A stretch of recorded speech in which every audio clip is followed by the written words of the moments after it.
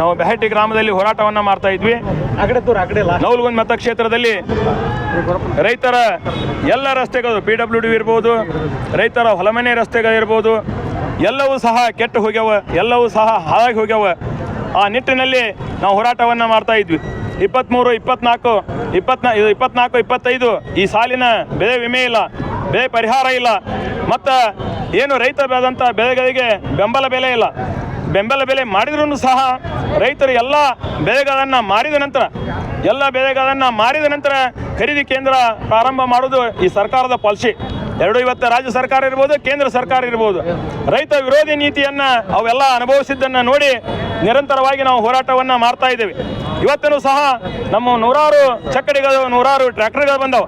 ಇವತ್ತು ಸ್ವಲ್ಪ ಗ್ರಾಮಗಳಿಗೆ ನಾವು ರೈತರಿಗೆ ಮಾತ್ರ ಕರೆ ಕೊಟ್ಟೇವೆ. ಪೂರ್ತಿ ನವಲಗುಂದ ಕ್ಷೇತ್ರಕ್ಕೆ, ಧಾರವಾಡ ಜಿಲ್ಲೆಗೆ ಕರೆ ಕೊಟ್ಟರೆ ಇವು ಹುಬ್ಬಳ್ಳಿ ಧಾರವಾಡದಲ್ಲಿ ಸುಮಾರು 1000 ಚಕ್ಕಡಿ, 1000 ಟ್ರ್ಯಾಕ್ಟರ್ಗಳು ಸ್ವಯಂ ಪ್ರೇರಣೆಯಾಗಿ ಬರ್ತಾರೆ. ಆದರೆ ಜನರಿಗೆ ಯಾವುದೇ ತೊಂದರೆ ಕೊಡಬೇಕನ್ನುವಂಥ ಉದ್ದೇಶ ನಮ್ಮದಿಲ್ಲ. ಎರಡೂ ಸರ್ಕಾರ, ಕೇಂದ್ರ ಸರ್ಕಾರ, ರಾಜ್ಯ ಸರ್ಕಾರ ಶೀಘ್ರದಲ್ಲೇ ಎಚ್ಚರಿಕೆ ವಹಿಸಬೇಕು. ರೈತರಿಗೆ ನೈಜವಾದಂಥ ಏನು ಕೇಳಾಕತ್ತೇವೆ ನಾವು ಬೆಳೆ ಪರಿಹಾರ, ಬೆಳೆ ವಿಮೆಯನ್ನು ತುಂಬೇವಿ.